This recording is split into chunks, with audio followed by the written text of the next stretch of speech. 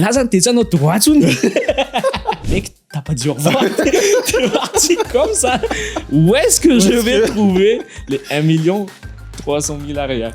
Où est-ce qu'elle va ma vie? Donc, je me suis dit, je vais faire quoi de ma vie en fait? Je voulais être magistrat comme mon père. Moi, mon objectif, c'est vraiment de faire des vidéos qui puissent justement aider le pays, je pense.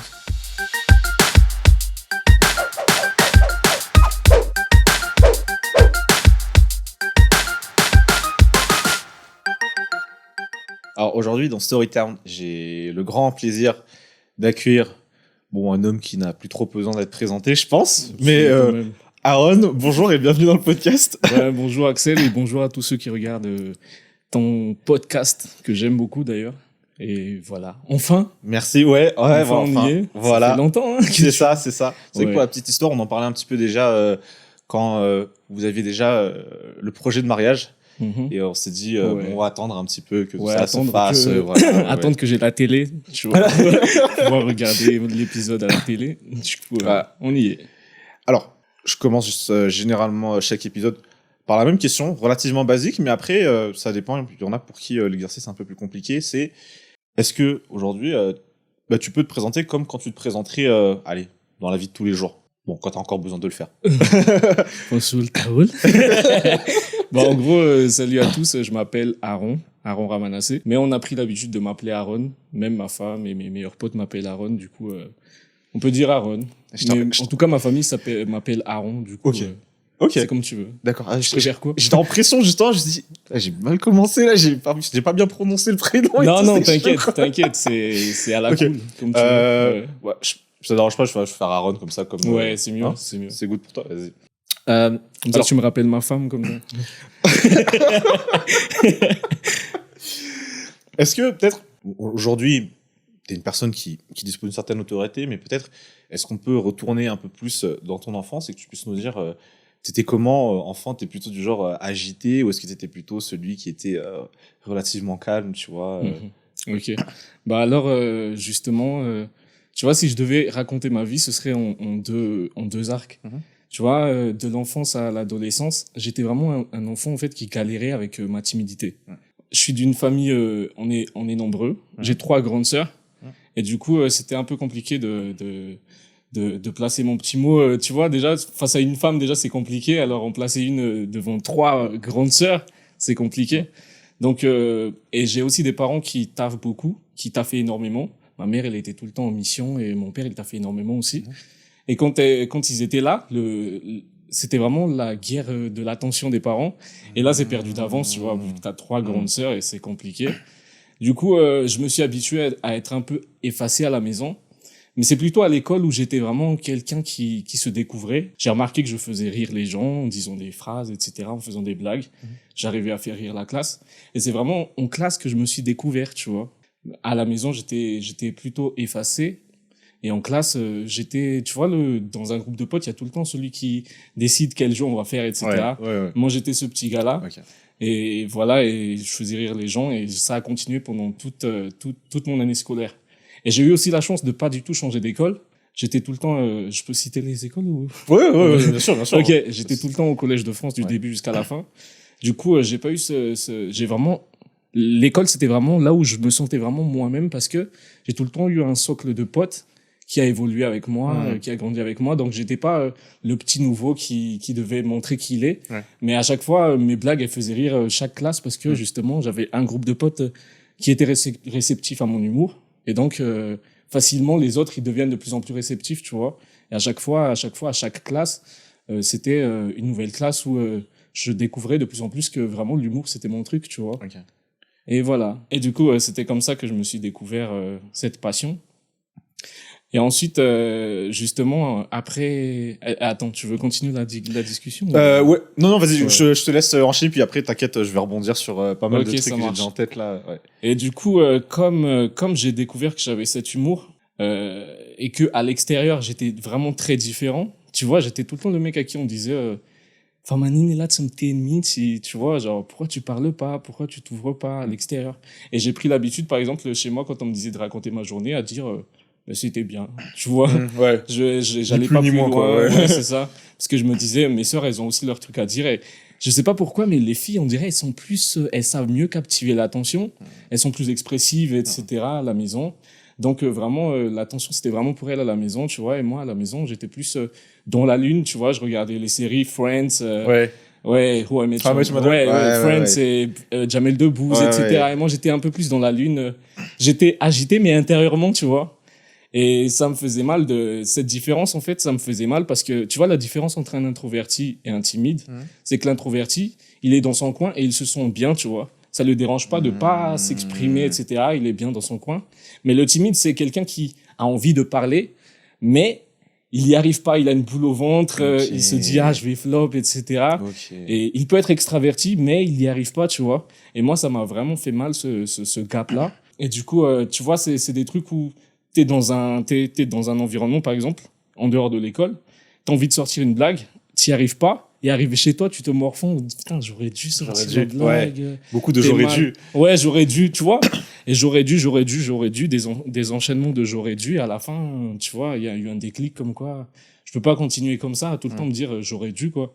Donc à un moment donné, j'ai eu un déclic et c'est à 17 ans après mon bac que j'ai décidé d'essayer de prendre ça en main, tu vois, et d'essayer de montrer qui je suis à l'école, en dehors de l'école. Ok. Donc j'ai essayé de beaucoup plus parler à la maison. Et ensuite, j'ai essayé de trouver un moyen pour que j'aie plus à briser la glace, tu vois.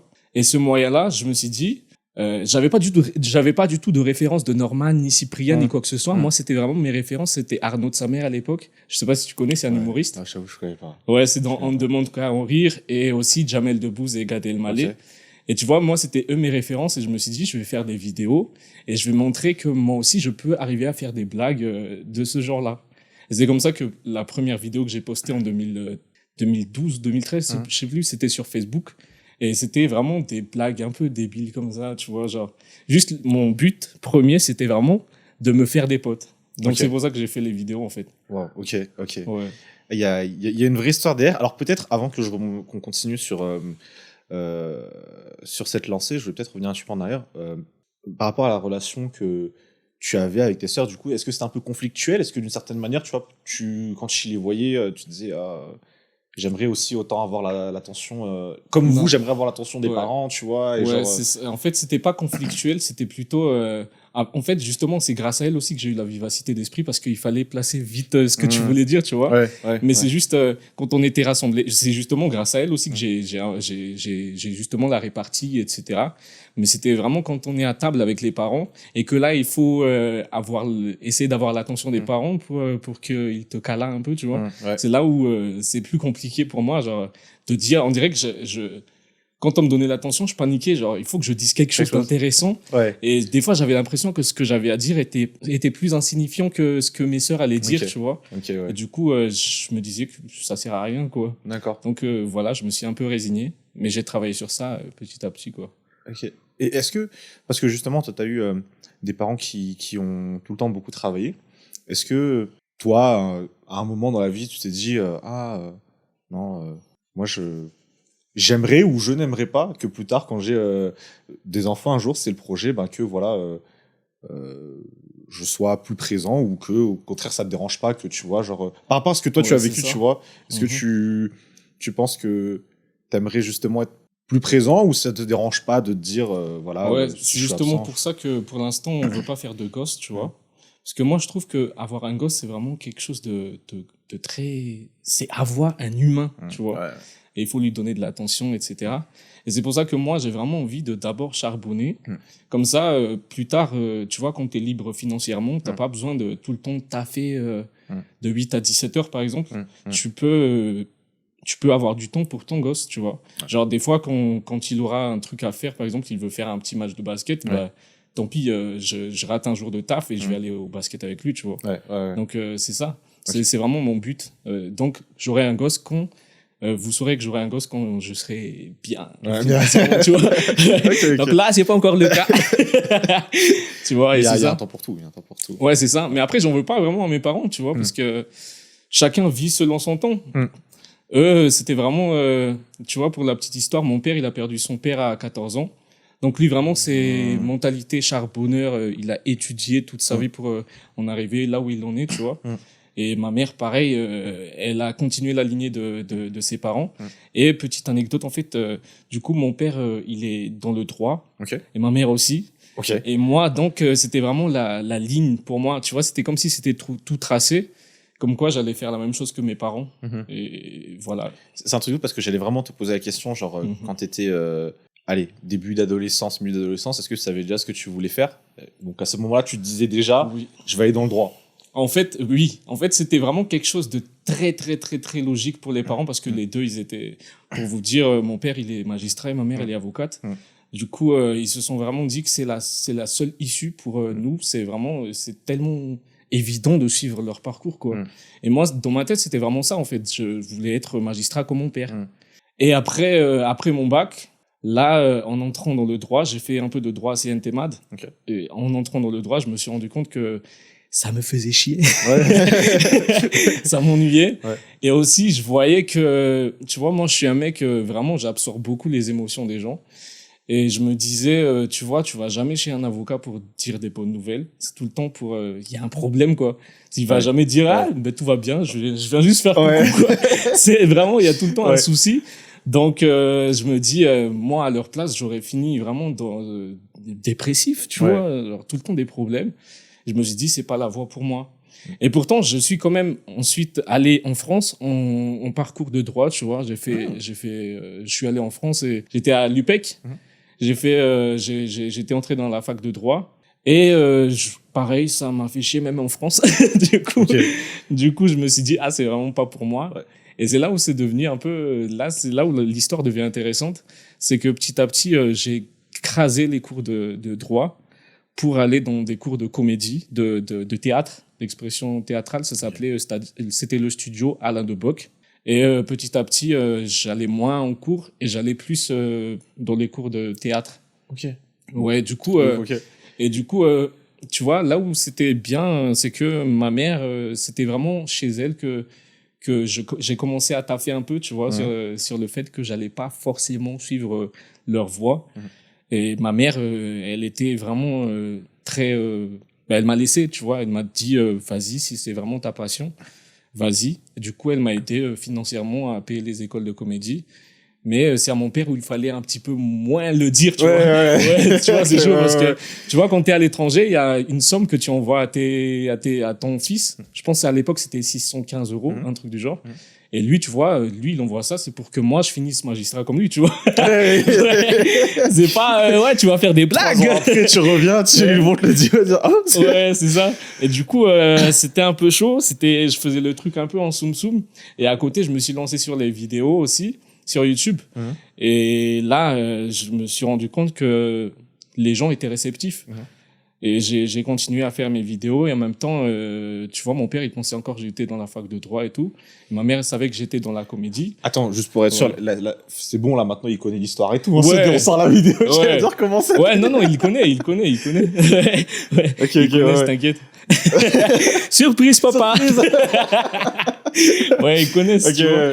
Et du coup, parce que finalement, j'ai dû lui annoncer à lui aussi, finalement, comme quoi, moi, j'ai envie de faire ça, j'ai envie de faire de la comédie, quoi.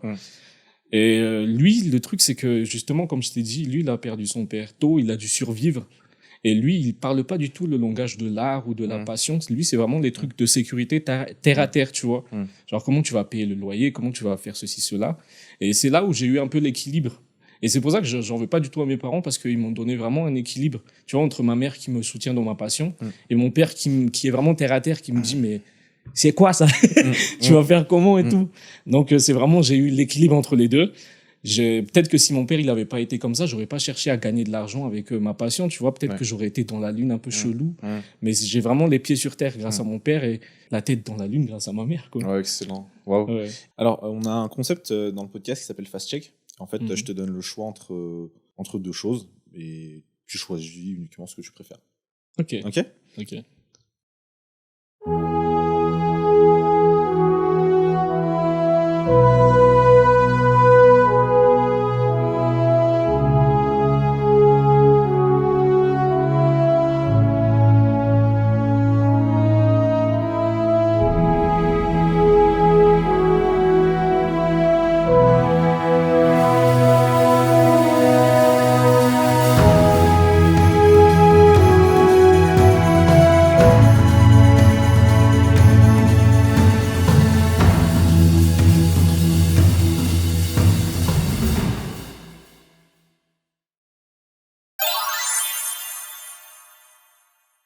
Alors, la vie solo ou la vie de couple? La vie de couple. Heureusement, parce que 1000%. t'aurais passé un sale week-end. J'avoue. Là, elle me regarde chelou, là. Cyprien ou Mister V? Mister V. Après, c'est compliqué, mais... C'est compliqué. Ah, mince. Après, Cyprien, la créativité est beaucoup mieux, mais Mister V aussi, il me fait trop rire. Il est chaud? Ok. Ouais. Vidéo longue ou vidéo courte? Vidéo longue. Parce que tu peux mieux exprimer des choses dedans et lancer mieux les messages et tout. Ok. Vidéo de style vlog où tu te filmes tout seul ou grande production? Les deux, en vrai. Hein. En fait, tout le temps, faut varier. Faut pas rester sur un seul truc. Mais c'est la même réponse pour les vidéos longues et courtes, en vrai. Faut varier. Vidéo en malgache ou... Bon, malagasy, ça dépend de... Attention. Ou en français. Ça dépend.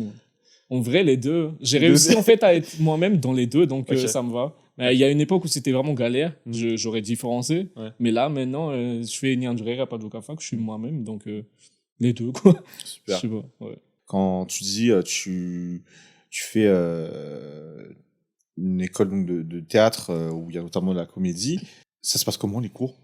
En fait, il y a de l'improvisation théâtrale, il y a des cours d'expression d'émotion. Tu vois, on te filme et on te donne une situation. Par exemple, ta femme te quitte pour un autre alors que tu étais sur le point de lui demander sa main. Et je pense que j'ai encore un extrait de ça sur YouTube, mais je l'ai mis en privé. Un peu là, ça donne quoi quand tu... Là maintenant, là? Non. Genre là, si tu deviens un peu le...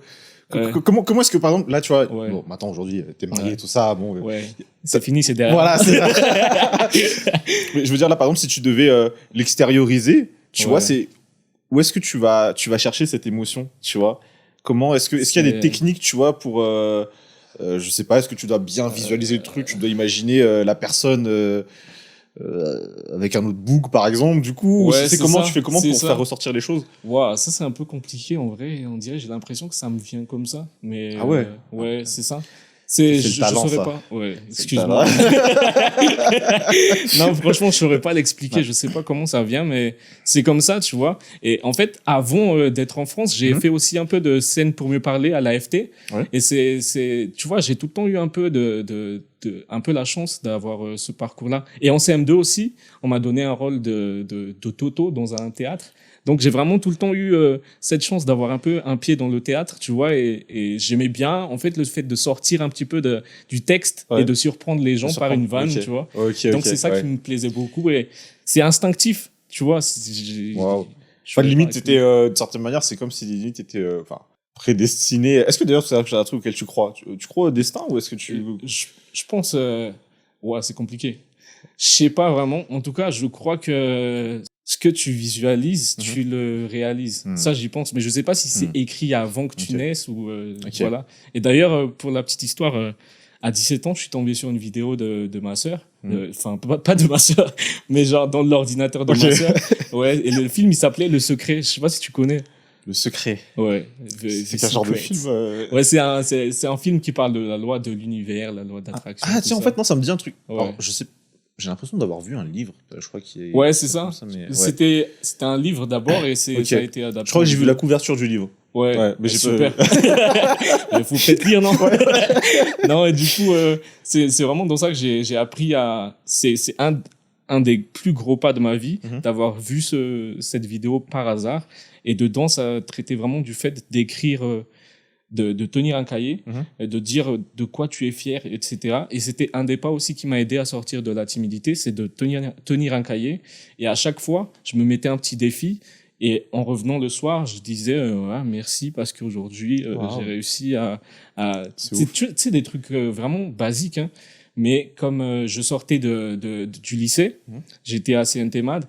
Et c'était des trucs basiques que je me lançais comme défi, comme lever la main pour demander un truc. Tu vois, un truc vraiment naze. Ouais. Et tu vois, à chaque fois, ça me permettait d'être fier de moi et de grandir de plus en plus les défis, tu vois, dire bonjour à quelqu'un dans la rue. Ah, il y a même une fois où, tu vois, je me suis mis comme défi d'engager la conversation avec des gens que je connaissais pas. Et j'étais à l'église et il y avait une meuf. Et cette meuf, je me suis dit, bon, vas-y, c'est mon défi, je vais essayer de lui parler. Je lui ai parlé, bon, elle était sympa, etc. Elle me donne, et je lui dis, est-ce que je peux prendre ton Facebook? Je dis, on n'entend rien, etc. Tu vois, j'engage la conversation, tu vois. Tu me donnes ton Facebook. Et arrivé chez moi, je lui écris, je lui dis, ah tiens, la petite paumée de l'église, ça va? Elle me répond quoi? Elle me dit, va te faire. Après, je dis, mais moi, je te promets, attends, justement, j'ai mon téléphone. Attends, vas-y, je vais te faire lire un petit peu le truc. Ouais, vas-y. Attends, j'ai vraiment préparé ça parce que c'est hilarant, vraiment. Ok, je te laisse lire ce qu'elle m'a répondu. Est-ce que je l'ai à haute voix ou j'ai pour moi? Non, lis juste avant, okay. Parce que c'est vraiment marrant. Okay. Ça date de 2012. Hein. Effectivement, donc le 8 janvier 2012. Tiens, la petite paumée de l'église. Il a mis le smiley qui sourit. Et elle répond, bon, déjà 3 jours après, donc c'est pas très bon signe généralement. Elle a mis 3 jours pour me répondre. Pour répondre 3 mots, va te faire. Bon, lui, il a attendu une journée. Ouais, parce que j'étais vraiment mal. C'est pas, j'ai fait genre, mais j'étais là, merde. Et il a dit, t'es malade ou quoi? D'où tu m'insultes, toi? Elle a attendu aussi une journée, dis donc. C'est toi qui as trop cru qu'on était potes. C'est pas parce qu'on s'est parlé 5 minutes qu'on est potes. Ah, dur. J'ai mis 3 jours. Genre, il a... Là, il a disposé quelques questions vraiment existentielles. Et il a dit, ouais, c'est vrai, MDR. Bien. Ouais, non, j'avoue que là, il y a un vrai truc. Comme quoi, tu vois, c'est pas tout beau, tout rose quand tu veux te placer des défis. Des fois, tu te fais recal. Mais c'était dur, vraiment. C'était dur, hein. C'était hard. Imagine, tu reçois ça alors que t'es en pleine phase de te reconstruire, tu vois. Tu te reconstruis pour être moins timide et là, on t'envoie chier. Pendant 3 mois, tu parles plus à personne. Mais ouais, c'est ça. J'étais là dans mon lit, je me disais, mais est-ce que je vais m'en sortir? Bon. Est-ce qu'en fait, c'est le fait de toujours mettre à l'écrit un petit peu ce que tu avais en tête ou sur le cœur ou comme ambition, c'est quelque chose que tu fais toujours? Ouais, c'est quelque chose qui m'aide vraiment à mettre de l'ordre dans ma vie, tu vois. J'ai tout le temps gardé ce truc d'écrire où est-ce que je vais cette année, tu vois, en début d'année ou en début à mon anniversaire ou des trucs du genre, des dates symboliques. J'écris toujours, cette année, je veux aller dans cette direction. Et c'est là où vraiment c'est fort le truc de loi d'attraction. Je sais pas si toi tu y crois, mais franchement, moi, j'ai vu de mes yeux comme quoi ça marche, tu vois. C'est genre, je me suis fixé, tu vois, à chaque fois que j'étais dans la galère, j'ai tout le temps visualisé un petit peu le fait de m'en sortir. Tu vois, je savais pas comment, je savais pas par quel moyen, mais j'imaginais tout le temps comment la vie pourrait être mieux pour moi, tu vois, comment ça pourrait être beau. Et voilà. Et donc, j'ai continué dans cette lancée tout le temps et je mettais tu vois, avant de partir en France, par exemple, j'ai dessiné un avion et je le collais sur le plafond de mon mur et je le regardais avant de dormir et du coup, je me disais, bon, ben, un jour, je vais y aller, tu vois. Et à cette époque, il y en avait beaucoup qui se faisaient refuser le visa. Et donc, j'ai fait ça et moi, quand j'ai eu le visa, tu vois, j'étais refait. Je me suis dit, waouh, mais c'est ouf. Et ça, je me suis dit, c'est vraiment le début d'une vraie vie de liberté parce que là-bas, il y aura pas les parents. Donc, je vais pouvoir vraiment essayer de percer dans l'humour. Et donc, c'est ça. Je vais rebondir justement sur ça, peut-être sur ton voyage en France. Mais avant ça, donc, du coup, quelque part, il y a Neptunien quelque part dans ton cahier. Justement. Attends, je vais bien raconter l'histoire. Donc, ensuite, tu vois, déjà l'école de comédie, finalement, j'ai découvert, ça fait partie des galères, c'était pas une raison suffisante comme étude pour renouveler ton titre de séjour, tu vois, en France, malheureusement. Et j'ai découvert ça après plusieurs mois d'avoir fait l'école de comédie en ayant lâché le droit. Donc imagine la gravité de la situation. Oui. Donc là, j'ai cherché qu'est-ce que je peux faire. Et là, je sais plus par quel moyen j'ai trouvé en fait une pote qui m'a dit il y a des études d'anglais qui peuvent te donner facilement le titre de séjour, tu vois. Et donc, je me suis dit, OK, on va s'inscrire. Et je me suis inscrit avec cette pote du lycée. On a fait les cours de droit. On séchait parfois parce que je continuais mes vidéos, etc. Mais finalement, on a eu le diplôme. Donc, je suis sorti de la France avec un diplôme d'anglais qui ne me sert strictement à rien. Mais c'est un plaisir. Mais moi, t'es revenu avec un papier, tu vois. Et donc, je suis revenu en France. Et le retour de France aussi, il s'est fait un peu à la hâte parce que, tu vois, entre-temps, j'ai habité chez quelqu'un que je ne savais pas qu'il n'avait pas les papiers. C'était la famille qui m'avait recommandé. Et il voulait juste que je paye la moitié du loyer, tu vois, c'était un peu chaud. Donc, j'ai habité chez cette personne et Ils m'ont laissé habiter là 1 an avant de me dire, ils m'ont laissé faire la queue à la préfecture à 5h du matin pour ensuite que je me fasse recadrer par la préfecture comme quoi, mais ils sont où les papiers de cette personne chez qui tu habites? Je dis, mais non, mais c'est tous les papiers qu'on m'a donnés, tu vois. Et ils ont dit, non, mais il a pas le visa, c'est où le visa, tu vois, genre. Ah ouais. Après, là, du coup, je suis tombé de 1000 étages et j'ai commencé à dire, mais pourquoi vous m'avez rien dit, etc. Mais à l'époque, tu vois, j'étais immature, j'étais pas du tout dans les papiers, etc. J'étais vraiment naïf, tu vois, j'allais là où on me disait d'aller, etc. Et donc là, d'un coup, j'ai déménagé de chez ces gens-là et je suis allé chez un ami à mon père. Mais tu vois, c'était vraiment, c'était pas bien stable, etc. Je voulais pas non plus le déranger trop longtemps. Et donc, de fil en aiguille, je me suis dit, bon, vas-y, on retourne à Mada. C'est pas comme si on souffrait de fou à Mada aussi, nous. Donc, je me suis dit, bon, j'ai dit à mes parents, peut-être la solution, c'est de revenir à Mada, tu vois. Mais j'étais dépité parce que je me suis dit, bon, ben, finalement, heureusement, d'un côté aussi, j'ai réussi à avoir une petite communauté sur Facebook, tu vois.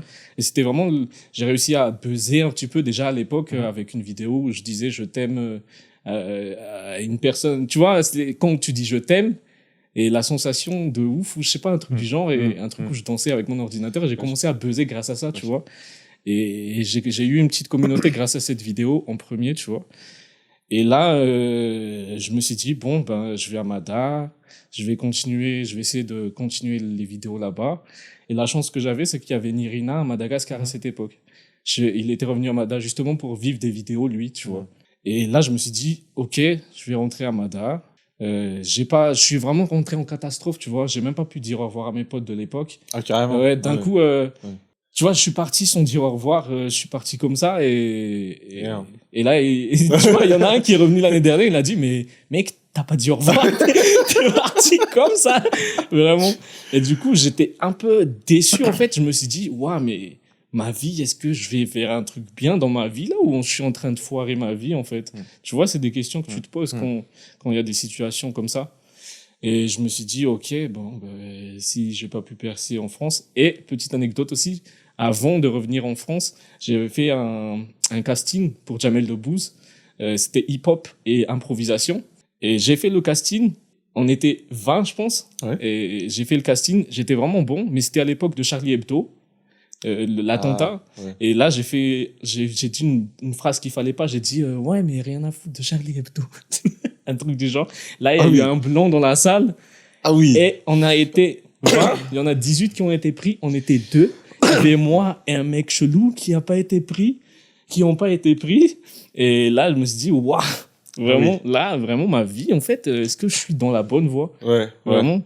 Et je me suis dit, mais est-ce que c'est un signe pour me dire de ne pas y aller ou bien, je sais pas, tu vois? Et donc, je suis revenu à Madagascar. Et ma mère, en panique, elle m'a direct dit d'entrer dans le call center de ma sœur à l'époque. Donc là, je suis entré dans le call center, j'ai taffé, j'aimais pas du tout. Mais bon, peut-être elle avait un peu de panique que je fasse rien à Yomada, donc elle m'a dit d'entrer dedans. Mais à côté, il y a Nirina qui m'a dit, vas-y, on va essayer de vivre des vidéos. Et là, on a commencé à essayer d'écrire une émission. On a écrit Le Break. Et la première réunion qu'on a eue avec la chaîne télé, je suis arrivé avec une gueule de bois. Donc pour te dire, en plus d'être dans des galères, j'étais pas mature du tout. Et là, c'est pour ça que je remercie tout le temps Nirine, tu vois, parce que, enfin Nirina, si vous voulez, c'est parce que vraiment à cette époque, j'étais pas mature et pourtant lui, c'était vraiment celui qui m'a amené vers le cadre professionnel de cette passion. Il était là, il était carré, il venait à l'heure aux réunions. C'est lui qui faisait les jingles des émissions, etc. Et c'est grâce à lui que j'ai touché mon premier cachet, qui était, on avait fait 3 mois d'émission, on a eu 500 000 arrière chacun. Et il a tenu à ce qu'on fasse 50-50, alors que c'est lui qui faisait les montages, etc. Ouais, hein? Ouais, wow. Tu vois. Oh. Et du coup, c'est vraiment lui, en fait. Je le prends vraiment comme un grand frère, en fait. C'est grâce à lui que je suis devenu un peu plus sérieux. Ensuite, on a eu la proposition d'être ambassadeur d'un opérateur. On a dû négocier pendant plusieurs mois parce qu'au début, ils nous ont dit qu'ils allaient nous prendre gratuitement. Mais on a dit, mais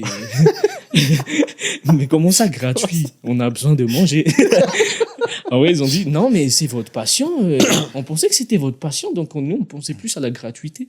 On s'est dit, mais non, c'est pas possible. En plus, lui, c'était mon grand frère on a vraiment le même âge d'écart que Tefi et moi, tu vois. Ok. C'est mon grand frère de 7 ans. Mhm. Du coup, je me suis dit, déjà pour moi, c'était chiant. Alors imagine pour lui qui avait 7 ans de plus que moi. Heureusement que lui, il avait un truc à part, tu vois, à côté. Mais lui, c'était vraiment son objectif de vivre de cette passion.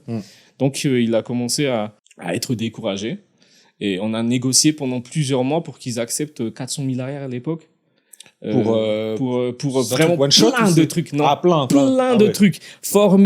Ils voulaient qu'on crée un YouTube Space, tu vois. Donc, former les nouveaux YouTubeurs, arriver aux conférences et faire des discours, créer 4 vidéos par mois pour l'opérateur. Plein de trucs comme ça pour 400 000 arrières. Du coup, il s'est dit, du jour au lendemain, mec, je sais pas toi, mais moi, je vais arrêter l'émission et je vais repartir en France. Et je le comprends d'ailleurs, parce qu'il s'est dit à un moment donné, voici, flemme, quoi. Et comment tu t'es senti à ce moment-là, toi? Je me suis senti vraiment perdu. C'était en 2017. Il m'a annoncé ça en décembre 2016, tu vois. Et en 2017, il est parti en janvier 2017. Là, je me suis dit, bon, bah, c'est fini, en fait. C'est vraiment le signe parfait pour dire, arrête, en fait. Du coup, je me suis dit, bon, bah, il arrête les vidéos. Moi aussi, il n'y a plus de raison pourquoi.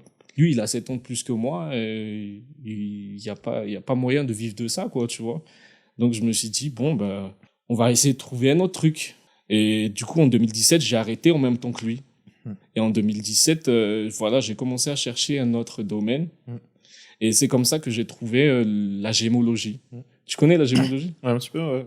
C'est le truc des pierres précieuses, c'est etc. ça. On a un institut d'ailleurs ici qui est... Oui, l'Institut de gémologie de Madagascar. D'ailleurs, c'est là-bas, la formation, ça s'appelle FGA. C'est un truc que la Grande-Bretagne, une formation très prestigieuse de la Grande-Bretagne. Et petite anecdote, Wendy l'a fait aussi. Wendy Darlin. Ouais. Ah, oui. Et du coup, en fait, j'ai trouvé ça. Et c'est 7 mois de formation.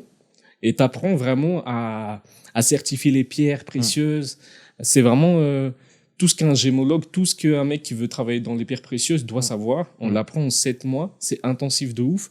Et la formation, elle coûte hyper cher. Elle coûte, pour te donner un ordre d'idée, ça coûte 23 millions d'arrière. Pour 7 mois, ok? Oui. Donc là, je suis allé... Ouais, c'est de l'investissement de ouf. Du coup, là, j'ai dit à mes parents, bon, il y a ça que je peux faire rapidement, puisque... tu vois, je me voyais pas refaire 5 ans encore après, tu vois. Genre, c'était trop compliqué.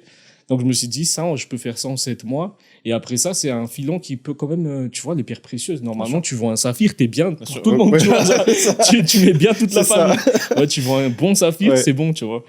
Donc, je suis entré déjà, pour sortir cet argent, imagine déjà mon père j'ai quitté la fac de droit, etc.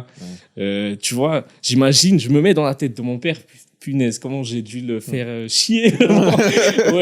Tu vois, du coup, j'ai quitté la fac de droit, je suis allé dans la gémologie. La gémologie, j'ai bossé, mais comme un fou, je te jure. Parce qu'on m'a dit, t'as pas crasé les cours, j'ai plus rien pas dévié, quoi. Non, je me suis dit, c'est ma dernière chance, vraiment. Donc là, j'ai vraiment taffé comme un fou. Et genre, tu vois, on m'a dit que c'était la théorie qui était le plus difficile. Donc, j'ai vraiment fait des fiches, mais vraiment, j'ai fait peut-être 1000 fiches. Genre de toutes les pierres précieuses. Vraiment, le livre, je l'ai vraiment retenu vraiment comme voilà. Comme il faut, quoi. Ouais. Merci. Du coup, vraiment, j'ai taffé de fou la théorie. Mais en fait, à côté, il y a aussi l'exercice pratique. Donc, imagine, l'examen arrive. Après 7 mois, t'as taffé de fou. J'ai fait l'examen théorique, je l'ai. Tu vois, donc j'ai le certificat, j'ai réussi. Mais le côté pratique, ça, j'ai raté une pierre. Une pierre, mec. Arrête. Là, j'ai raté la pratique. Et pour refaire la pratique, il faut payer 1 300 000 arrière. Tu vois. Donc là, vraiment annoncer ça à mon daron. Tu vois, lui, il comprend pas le fait que moi, j'ai taffé pendant 7 mois. Il s'en fout. Lui, c'est quand même les résultats. Tu vois, tu payes autant, tu attends vraiment un résultat concret. Donc, je lui ai dit, bon, j'ai pas eu la pratique, donc il faut que je refasse la pratique. Et là, il a dit... tu vois. Tu vois, repoussé le truc. C'est ça. Et moi, ça m'a piqué parce que, tu vois, je me suis donné à fond, tu vois. Vraiment, j'ai pas fait semblant. J'ai vraiment taffé, j'ai vraiment étudié. Et du coup, je me suis dit, bon, là, je peux plus lui dire de payer quoi que ce soit. Il a assez payé dans sa vie pour moi. Je lui ai dit, bon, les 1 300 000 arrière ne payent plus, mais c'est moi qui vais trouver le moyen de payer moi-même. Et du coup, là, nouveau problème pour ma vie. Où est-ce que je vais trouver les 1 300 000 arrière? Et là, je suis entré dans un call center, encore une fois, un petit call center qui faisait des chats roses. Est-ce que tu sais c'est quoi les chats roses? Arrête. Je te promets. Mais non, gars. Attends, en gros, tu te fais passer pour une meuf et tu essaies de chauffer un peu les vieux qui se sentent un peu seuls. Ils se sentent seuls et ils ont besoin d'aller dans des sites de rencontres pour avoir l'impression qu'ils plaisent à des filles, etc., qu'ils peuvent parler à la gente féminine. J'ai fait ça une semaine, je me suis dit, arrête, je vais devenir chelou. Je me casse, ok? T'as genre voir des trucs, toi. Ouais. Ah non, là, moi, je te dis, moi, c'est son filtre. Vraiment, là, je te raconte tout son tabou, etc. Parce que, justement, tu vois, il y a des galères. Et tout le monde a des galères. Et j'ai envie de montrer ça aux gens pour qu'ils sachent qu'il y a moyen de s'en sortir, même si tu passes par des galères de fou. Et je te remercie pour ça, parce que, très bref parenthèse, c'est vrai que je pense qu'il y a beaucoup de gens qui voient juste la fin, où aujourd'hui, bon, voilà, t'as une très grosse communauté, tu vis de ce que tu aimes faire, tu vois, et les gens oublient en fait que tu es passé par plusieurs étapes. Donc merci en tout cas d'être transparent sur les étapes et les difficultés justement. Non, t'inquiète, c'est parce que je m'en suis sorti aussi, sinon je l'aurais jamais raconté. Tu vois. du coup, en fait, voilà. En tout cas, ouais, merci en tout cas de me donner l'occasion de le raconter aussi. Franchement, ça fait plaisir. Et donc, je continue. Ouais. Ensuite, là, j'en étais où déjà? Une semaine. T'as fait une semaine. Ouais, une semaine de chat rose. Je me suis dit, non, c'est mort là. C'est bon, je vais pas chauffer des vieux mecs. Après, je me suis dit, bon, il y a quoi d'autre que je peux faire? Là, je suis entré dans un autre call center, la plus formelle, vraiment bien carré, qui représentait une entreprise en France. Okay. Et là, je suis entré dedans. C'est facile, puisque tu vois, dès que tu parles le français, en vrai, c'est facile, tu vois. En même temps, j'avais un pote qui était bien dans cette entreprise, bien placé, etc. Donc, ça m'a un peu aidé à entrer facilement. Donc, je suis entré dans cette entreprise. J'ai fait la formation, etc. Je suis resté 3 mois. Et entre-temps, justement, parce que justement, il y a le rapport avec mon daron c'était tendu à cette époque. C'était tellement tendu qu'à un moment donné, on s'est disputé et j'ai quitté chez moi pour aller habiter chez un pote. Chez un pote, j'ai habité dans son salon pendant quelques mois. Il s'appelle, c'est un de mes meilleurs potes de l'époque. Ah ouais. Imagine toutes ces galères. Ça, les gens, ils savent pas. Donc, c'est pour ça que Attends, donc, t'es dans un coin, t'as quitté chez toi. Oui, voilà.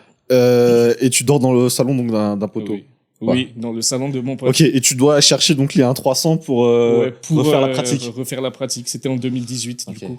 Ah oui. Et du coup, là, c'est c'est pas fini. Oui, attends. Et en fait, j'avais rencontré Neptunien, juste pour l'anecdote, j'ai rencontré Neptunien en 2017. Ok. Donc voilà. Et donc pendant tout ce temps-là, j'habitais chez mon pote, dans son salon. Ouais. Et pendant tout ce temps-là, en même temps que j'avais ces galères, je lâchais pas du tout le fait de tout le temps imaginer comment ça serait ma vie si c'était bien, en fait. Tu vois, à chaque soir, je rentrais après le call center, j'imaginais, tu vois, pour m'évader, j'imaginais comment ça serait... de bien vivre, de bien s'en sortir. J'imaginais des gens qui disaient ton taf il est excellent, même si je savais pas c'était quel taf. Tu vois, j'imaginais beaucoup, gagner beaucoup. Et c'est vraiment comme ça que j'ai pu vraiment garder vraiment un cap positif dans ma vie, tu vois. Et j'ai continué dans le call center. Et là, on m'a écrit parce qu'il y avait, tu vois, à cette époque, il y avait les élections. Et là, ils m'ont écrit pour entrer dans un taf politique. Okay. Donc là, j'ai lâché les call centers. Et là, je me suis dit, bon, la politique, c'est un filon qui peut t'amener loin. Donc là, je suis entré dans la politique et j'ai eu un petit taf. En gros, c'était la communication digitale, en gros. Okay. Et du coup, je suis allé dedans, j'ai taffé dedans, mais je sentais que j'étais pas à l'aise, en fait. Parce que c'est un domaine vraiment, c'est toxique. Parce qu'il y a des gens qui veulent ta place, il y a les gens plus hauts qui te rabaissent. Tu vois, c'est trop toxique. Donc, j'étais vraiment à une période où vraiment je me disais, mais où est-ce qu'elle va ma vie, en fait? Où est-ce qu'elle va ma vie? Donc, je me suis dit, je vais faire quoi de ma vie, en fait? Tu vois, c'est la question. En plus, t'as quitté l'autre taf, donc du coup, tu vois, difficile de revenir et de dire, vas-y, gars, c'est pas moyen de revenir. C'est ça. Et heureusement que j'avais quand même un peu de liberté dans ce taf-là parce qu'il n'y avait pas d'horaire fixe. Mais en même temps, il n'y a pas d'horaire fixe. Ils t'appellent quand ils veulent. C'est la politique. Tu vois, ils te disent, ah, là, maintenant, il y a le grand qui va arriver, il faut que tu sois là, blablabla, blablabla. Et donc, c'est pas un mode de vie sain. Et j'en pouvais plus vraiment, et je me suis dit, putain, où je vais, quoi. Et en même temps, voilà, je visualisais, ça me manquait de faire des vidéos. J'étais vraiment tellement loin du monde qui me plaisait. Et pendant tout ce temps, je me suis dit, bon, vas-y, je continue, on verra bien.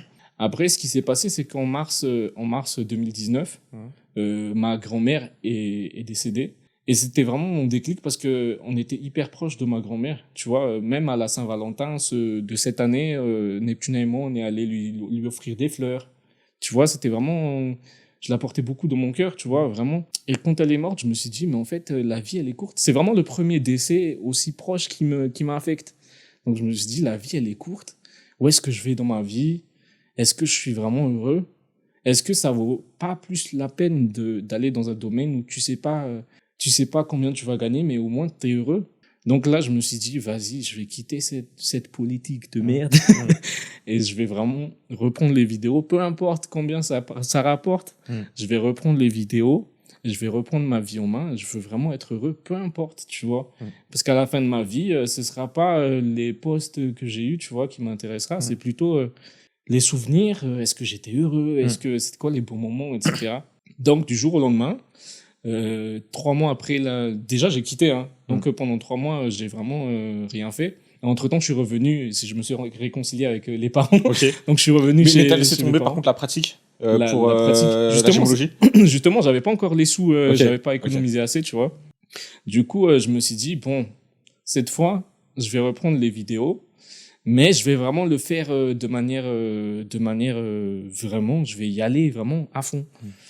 Et du coup, là, j'ai publié une première vidéo et j'ai remarqué que le public, ils étaient encore là. Ça avait fait 4000 réactions à l'époque, en 2019. Je me suis dit, ah, mais il y a encore du monde, en fait. Donc, ils ont dit, ah, mais t'as pas perdu la main, etc. Même Neptune, elle était choquée. Elle a dit, ah, mais tu savais faire ça. Parce que elle est venue dans ma vie quand je faisais plus de vidéos, en fait.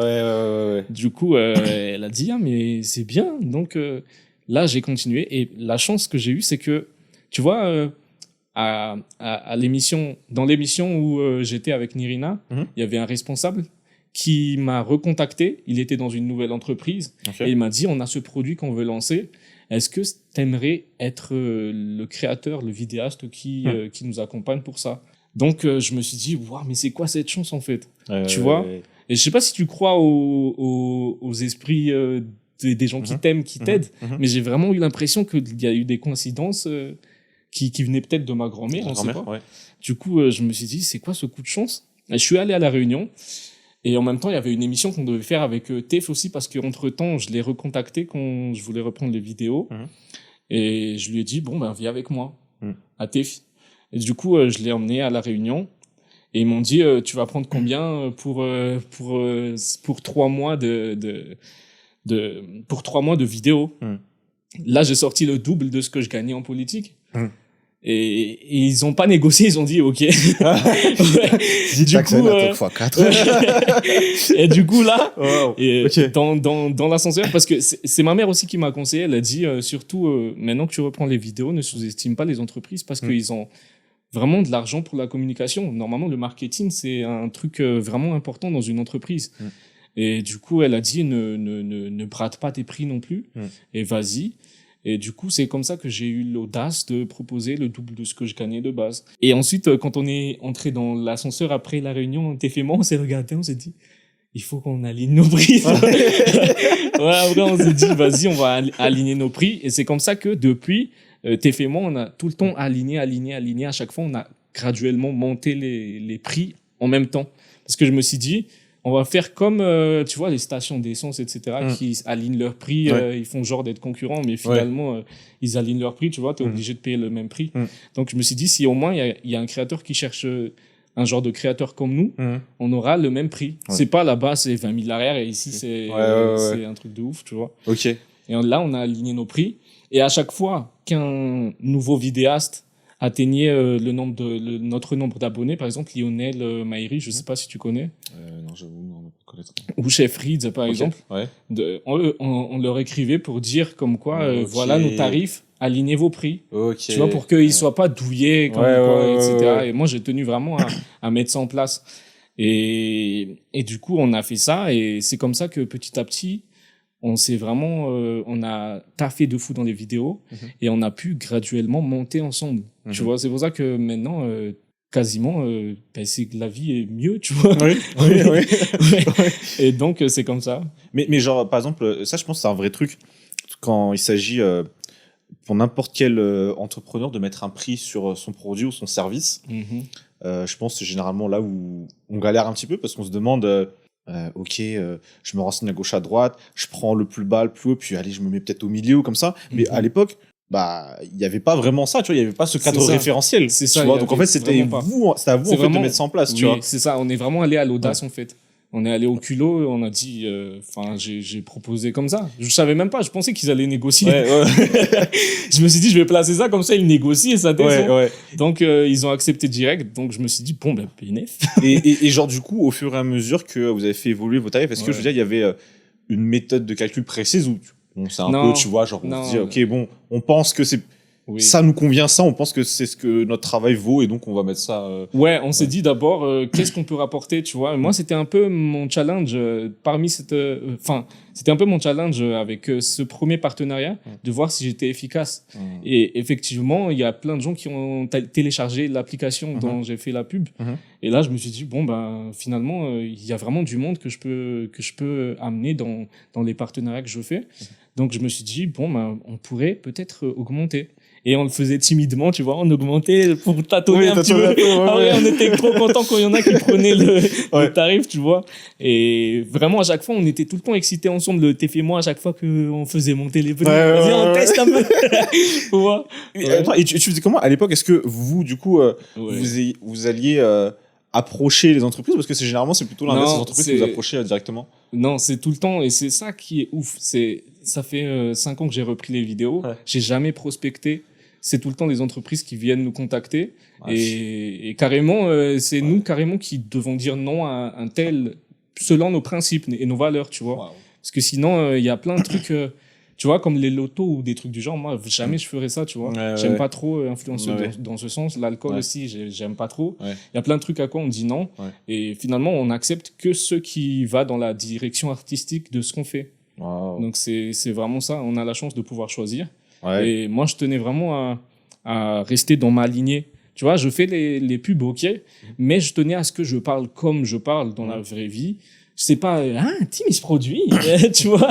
C'est vraiment, je reste dans l'humour, dans mon humour, dans mon monde, mais j'amène le produit dans mon monde. Et j'essaie de le mettre en avant selon mon monde, quoi. C'est pas n'importe quoi, tu vois. Mais justement, et par rapport à ça, est-ce que c'était difficile, tu vois, de faire comprendre aux entreprises que, parce que je pense que c'est une époque où peut-être ils avaient peut-être plus l'habitude justement de ce beurre là c'est le meilleur, il faut l'acheter, tu vois. Et toi c'est pas là où tu voulais emmener les choses. Est-ce que c'est compliqué au départ de leur faire comprendre justement que c'est en restant fidèle à tes valeurs et à ta ligne artistique que justement tu allais pouvoir mieux mettre en valeur leurs produits ou services? Bizarrement, non. En tout cas, tous ceux que j'ai acceptés, c'était vraiment parce que, justement, ils acceptaient ça. Et ceux qui étaient un peu classiques, qui voulaient qu'on fasse des choses gênantes ou qui conviennent pas à ce qu'on est, ça, je refusais. Donc, j'acceptais que ceux qui étaient vraiment dans cette optique de nous laisser libre de créer comme on veut, en fait. Et c'est là où on est tombé sur TapTapSend. Et moi, vraiment, TapTapSend, c'est vraiment les meilleurs pour moi parce que vraiment, la cofondatrice de TapTapSend, c'est celle avec qui nous on parle, enfin Tefi et moi.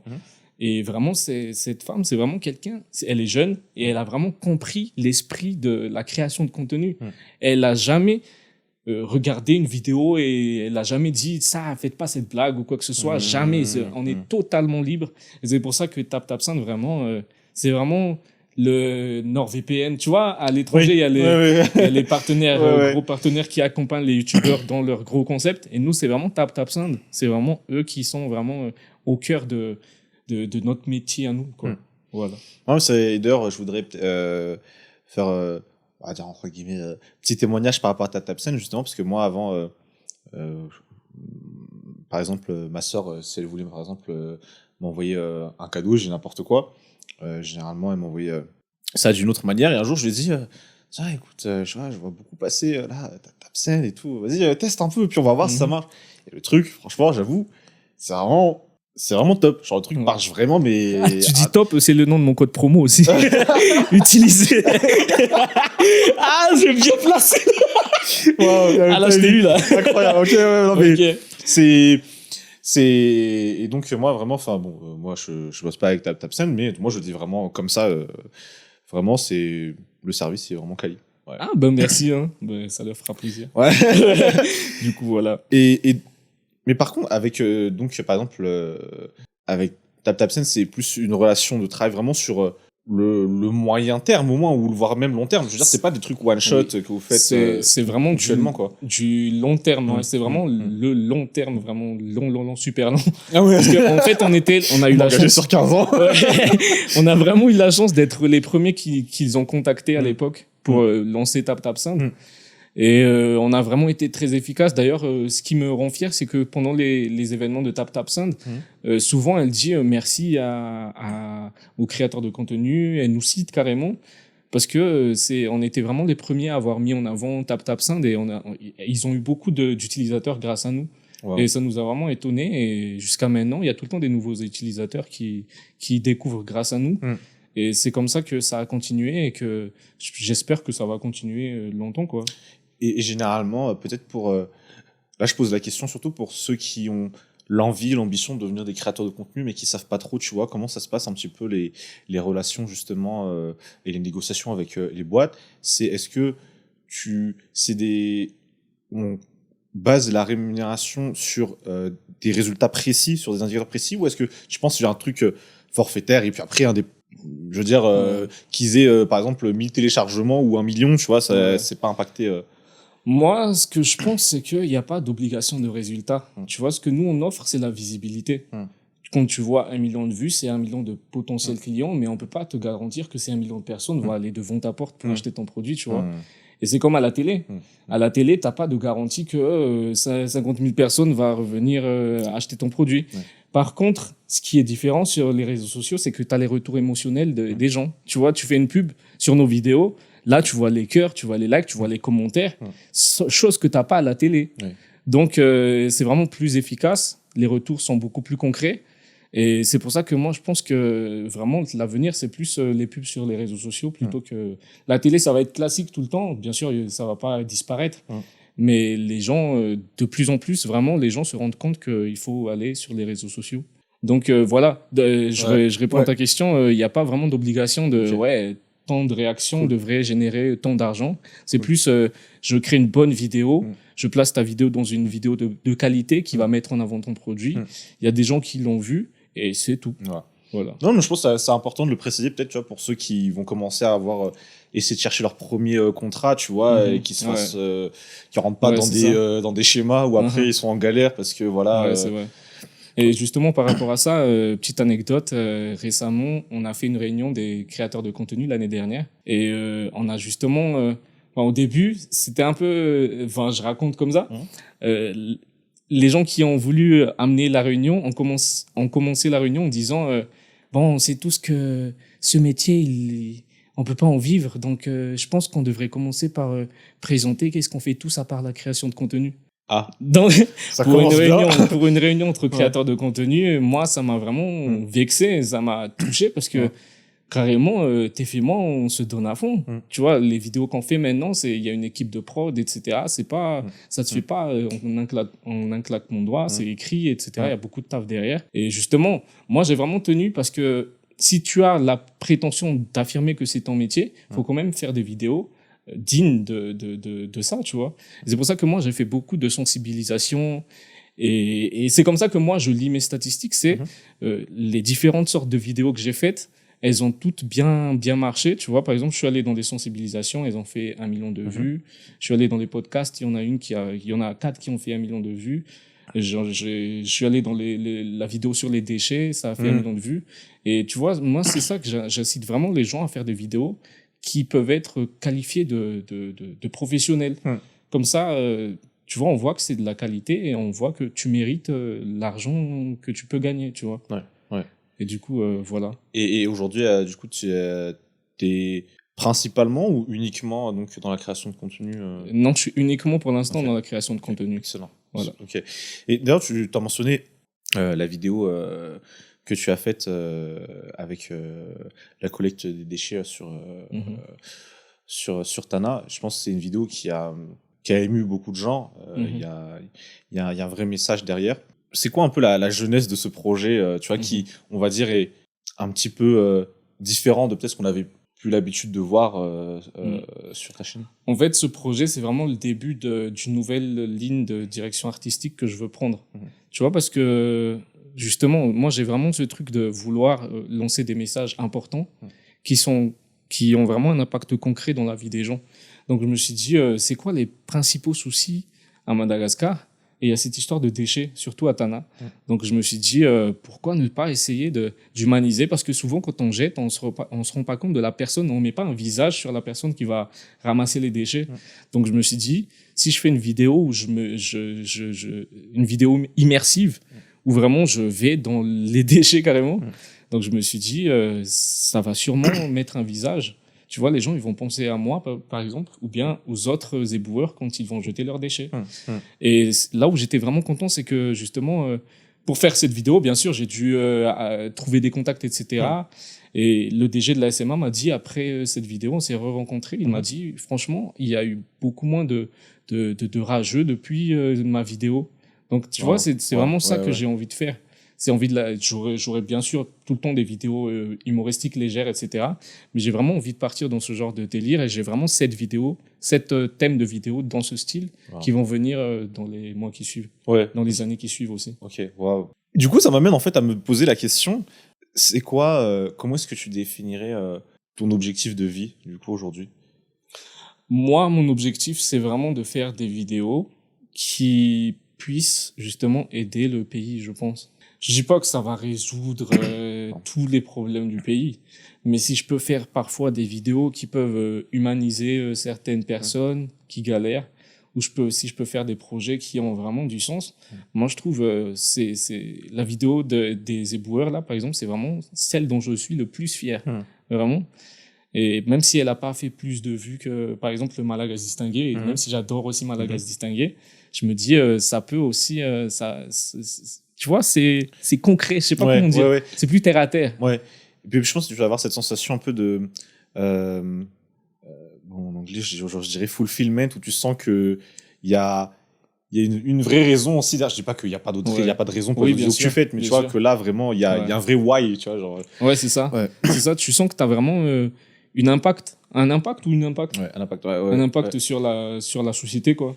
Donc c'est cool sur les mentalités surtout. Aujourd'hui, je pense, on va le dire, bon, je le dis pour toi, mais en toute humilité, on peut dire que tu fais partie des plus gros créateurs de contenu sur Mada. Non, j'ai minci depuis. Non, je déconne. Ce avec, du coup, plus grosse influence. Oui, ok, merci. T'es dans le top Amada. Une fois qu'on est, tu vois, une fois qu'on sait qu'on a atteint un certain niveau, comment est-ce qu'on fait pour garder cette envie de vouloir avancer, tu vois? Je pense que les sportifs, par exemple, ils pourraient avoir le même problème. Tu vois, par exemple, imagine, tu as participé au JO, tu as gagné la médaille d'or, bon, ok, ça y est, tu vois, je veux dire, tu as travaillé 15 ans de ta vie pour en arriver là, tu vois. Éventuellement, tu peux te dire, bon, bah vas-y, je passe à autre chose, c'est bon, j'ai vu c'était comment là-haut, tu vois, et puis voilà. Je pense, moi, c'est vraiment le fait de s'adapter à la période de la vie où je me trouve, tu vois. Je vais pas faire les mêmes vidéos qu'il y a 4 ans, alors que j'ai évolué, je grandis, je mûris en tant que personne. Et du coup, je trouve qu'il faut vraiment mûrir ton contenu, évoluer en même temps que toi. Ça veut pas dire je vais devenir hyper sérieux, flemme, mais ça veut dire que mon contenu, tu vois, des fois, tu peux trouver des éboueurs, comme des fois, tu peux trouver des vidéos où voilà, je tape Neptune avec une poêle. Je déconne, je l'ai pas vraiment fait pour. Du coup, voilà, en fait, moi, c'est vraiment cet équilibre que je cherche. C'est vraiment d'évoluer en même temps que moi. Et j'ai pas envie de tricher, tu vois. Si si je faisais que les trucs qui marchaient, j'aurais fait Malagas Distingué 10, tu vois, parce que c'est ma vidéo qui a fait 2 millions de vues. Du coup, mais c'est vraiment pas ça. Fast and Furious. Ouais, ouais, c'est vraiment pas mon mood. C'est vraiment, moi, je fais vraiment par rapport à mes envies. Je triche pas. C'est vraiment qu'est-ce que j'ai envie de faire maintenant. Et justement, maintenant, vu que maintenant j'habite seul avec Neptunia, j'ai pu quitter la maison de mes parents grâce à ma passion, louer un bel appart, avoir une bonne vie. Et là, je suis vraiment dans le moment où je processe encore le fait d'avoir pu m'en sortir. Et là, je vais vraiment faire des contenus qui vont dans ce sens. Je vais parler de mon mariage, etc. Je vais faire des trucs légers pour l'instant, en attendant de préparer les gros trucs. Ouais. Tu vois, donc c'est vraiment ça. Justement, bon, c'est un peu là où après je voulais emmener notre discussion. C'est vrai que je pense un des grands changements que tu as eu dans ta vie, c'est qu'aujourd'hui, tu partages ta vie du coup avec Neptunia. Ouais. Et c'est bon, là maintenant, tes premiers ressentis, c'est comment, c'est quoi, genre les grosses diffs, tu vois, que par rapport à avant, tu vois, genre avant tu faisais ou tu ne faisais pas et que maintenant du coup tu fais ou tu ne fais plus. Le ménage, non, c'est... non, c'est de faire attention, t'enlèves tes chaussures avant d'aller. Tu vois, des petits trucs comme ça, c'est genre... Ouais, il y a beaucoup de choses qui changent. Mais franchement, c'est génial. Est-ce que toi, parce que je crois que j'ai vu une story par rapport à ça, mais j'avoue ne plus trop me rappeler quel était le message que tu faisais passer dedans, mais le fait que, tu vois, c'est un peu pareil pour moi, tu vois, genre ma femme, par exemple, elle a envie qu'on aille voir les tapis. Tu vois, oui. elle veut acheter un peu de déco pour la maison, tout ça, tu vois. Oui. Toi, c'est un truc qui, à la base, ça va, t'es grave déter pour le faire ou bon, tu suis plutôt le mouvement franchement, mec, je vais te dire sincèrement, c'est un des trucs qui me rend le plus heureux au monde d'acheter des meubles. Je sais pas pourquoi. Ouais, okay, genre vraiment. Okay. Ben là, on vient d'acquérir justement une télé. Là, je refais. Mais tu vois, dès que on avait eu le canapé, j'étais content de fou. En fait, je comprends pas pourquoi dans d'autres foyers. Bon, après, c'est chacun son foyer, mais genre dans d'autres foyers, c'est surtout la femme qui décide des meubles, etc. Mais vraiment, nous, on a choisi ensemble. C'était un double coup de cœur. Et tous les meubles qui sont à la maison, c'est un truc que moi, j'ai aussi eu mon mot à dire, tu vois. C'est pas juste elle. Wow. Donc vraiment, on est trop fiers d'avoir à deux des meubles, tu vois. Et là, on se dit, peu importe où on sera à partir de maintenant, en fait, on a un salon complet, on a le frigo, on a le gaz. C'est ça. On peut déménager où on veut. Voilà, on a les meubles, quoi. Et en plus, le fait, je pense, de construire à deux ces choses-là, je pense que ça change, ça donne une autre dimension à la chose. Parce que, par exemple, imaginons que, par exemple, Neptunia serait venu avec tout le matos direct, tu vois. Ouais, c'est chiant. T'es là, tout est là, mais là, on dirait le truc de... C'est pas la même sensation, voilà, c'est pas la même satisfaction, tu vois, de voir petit à petit les choses évoluer et tout. Ouais, c'est ça, c'est vraiment... Tu vois, nous, on a mis 4 mois pour avoir un canapé. Moi, j'aurais pas du tout aimé qu'on l'ait direct. C'est bien d'attendre un petit peu et petit à petit, tu vois, c'est comme tu crées un petit château à toi, tu vois, c'est trop bien. Moi, je kiffe. Et ça, c'est vraiment, je pense, quelque chose que j'ai envie vraiment de partager à ceux qui nous écoutent un peu à l'image de la réussite que tu connais aujourd'hui, qui s'est pas faite du jour au lendemain. C'est que voilà, les choses dans la vie peuvent prendre du temps et il faut pas non plus trop se mettre des pressions qui ne sont pas nécessaires en mode ça fait 2 mois qu'on a aménagé, elle est où la machine à laver, et commencer après à se mettre des pressions et être triste, etc. Parce qu'on vit dans un monde, je pense, aujourd'hui, tu vois, où les gens, tout de suite. Voilà, on veut tout de suite. On est habitué à ce côté instantané, tu vois. Je pense que c'est bien de rappeler quand même que voilà, il y a des choses qui prennent du temps et c'est vraiment et c'est ok, tu vois. C'est ok, vraiment c'est ok. Et c'est aussi pour ça que j'ai raconté mes galères. C'était pas juste pour me morfondre, mais c'est vraiment pour vous dire, peu importe les galères que vous avez dans vos vies, c'est peut-être la meilleure chose qui puisse vous arriver. Parce que moi, par exemple, si j'étais pas revenu à Madar, j'aurais jamais vécu de ma passion. C'est sûr et certain. Tu vois, j'aurais fait peut-être autre chose. Ça aurait été vraiment différent.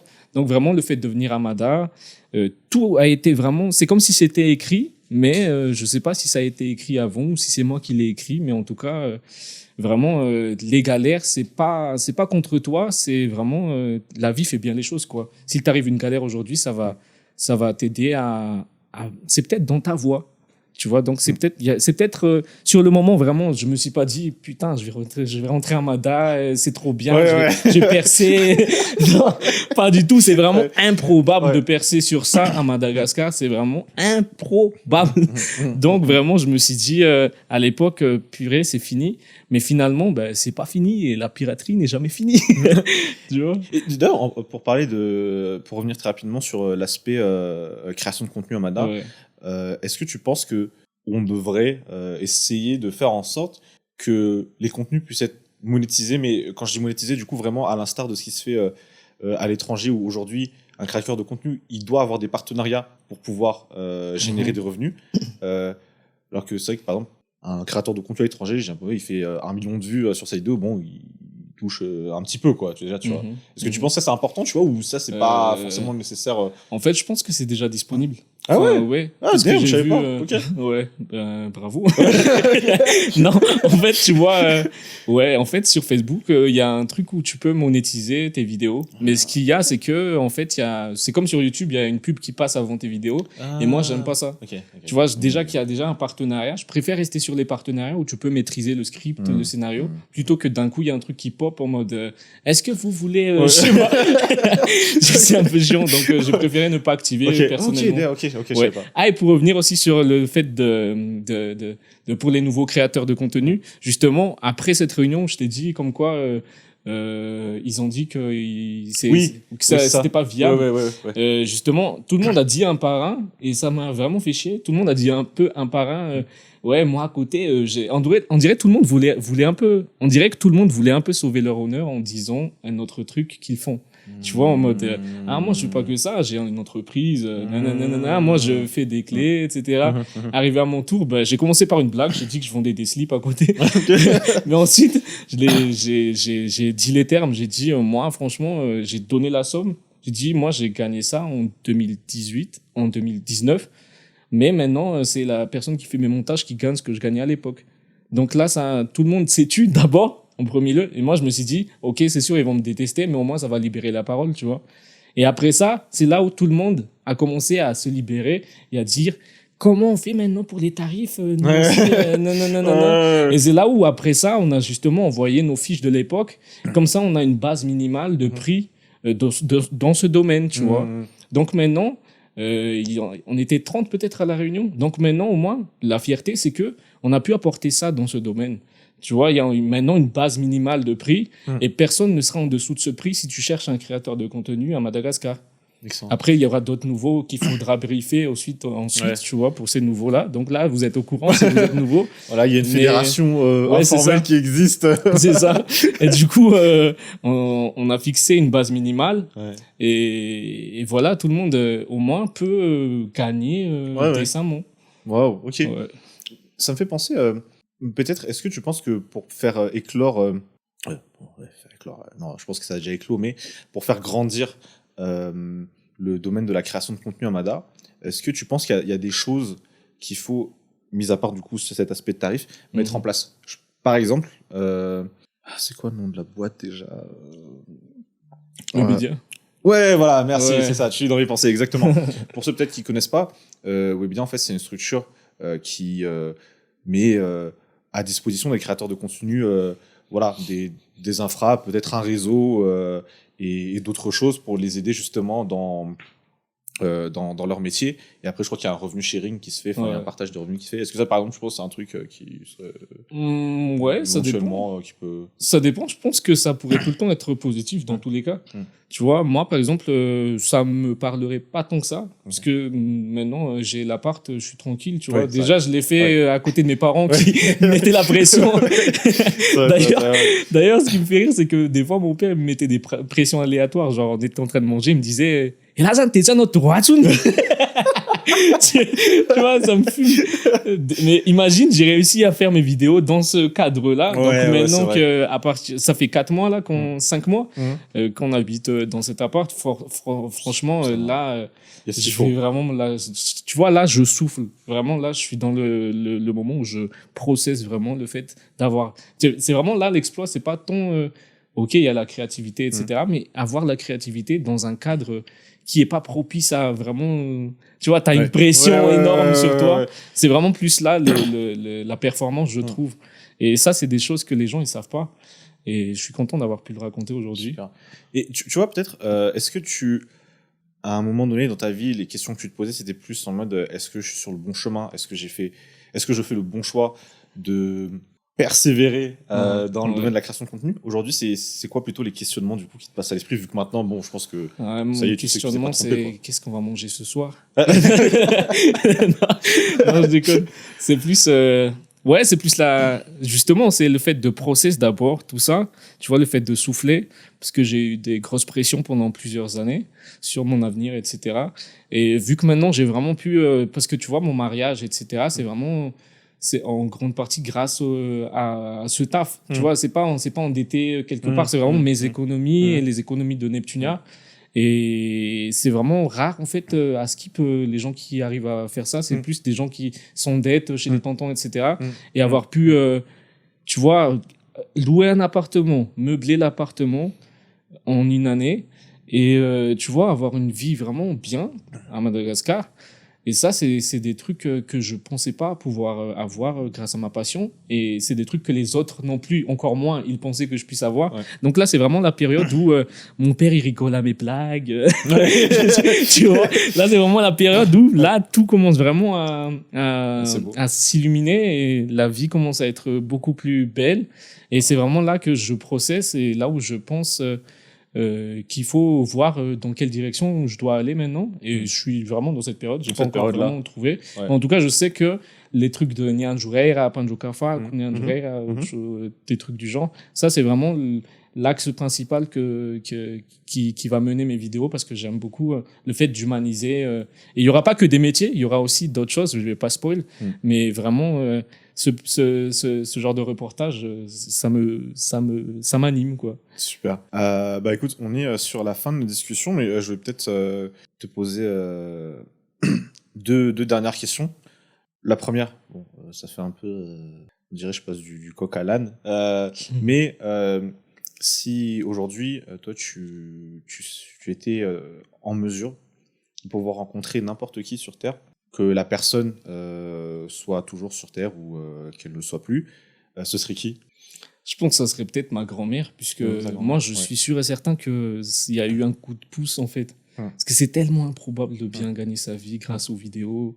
Et vu qu'elle nous aimait beaucoup, et je te dis un truc, une semaine avant sa mort, elle a pris nos mains, Neptunia et moi, elle a dit « Je suis vraiment content de vous avoir vu, vous mettre ensemble, et je vous aime. » Et une semaine après, elle est partie. Et moi, je pense que justement, elle a vu que je galérais et que peut-être, je sais pas, elle a dit à Jésus, Jésus a dit à Dieu. Et tu vois, et ça m'a aidé. Et vraiment, je pense que ça doit être ça, en fait. Et juste pour lui dire merci et voilà, je continue ma vie. Ça marche. Est-ce que tu aurais peut-être un dernier message que tu souhaites passer à ceux qui nous auraient écoutés jusqu'au bout Ouais. Ah, vous êtes là. Vous êtes encore là. Bah, écoute, le message, c'est, en gros, moi, je vous conseille vraiment d'imaginer votre vie, peu importe dans les galères dans lesquelles vous êtes. Avant de vous coucher et au réveil, essayez d'imaginer votre vie, comment elle pourrait être si elle était belle. Et je vous jure, il y a un truc qui se crée et qui vous amène vers un truc plus beau. Et moi, j'ai vraiment fait ça, même pour avoir ma femme, là. Ben, j'ai imaginé, en fait, trouver la partenaire qui est réceptive à mes blagues, qui comprend mon univers. Et bizarrement, Neptunia, elle connaît beaucoup plus YouTube que moi. Elle a une meilleure culture que moi de YouTube. Et vraiment, c'est ça. Tout ce que j'ai fait, en fait, je l'ai imaginé, je le notais dans un cahier. Et je vous conseille de faire la même chose. Peut-être que ça va vous aider. Ou au pire, ça va vous faire du bien. Au mieux, ça va se réaliser. Voilà. Bah, écoute, franchement, merci beaucoup d'avoir accepté de venir dans le podcast. Moi, ce que je peux te souhaiter que le meilleur à toi et du coup à ta femme et à votre foyer. Mais merci beaucoup et gardez la pêche. Vas-y, merci frère.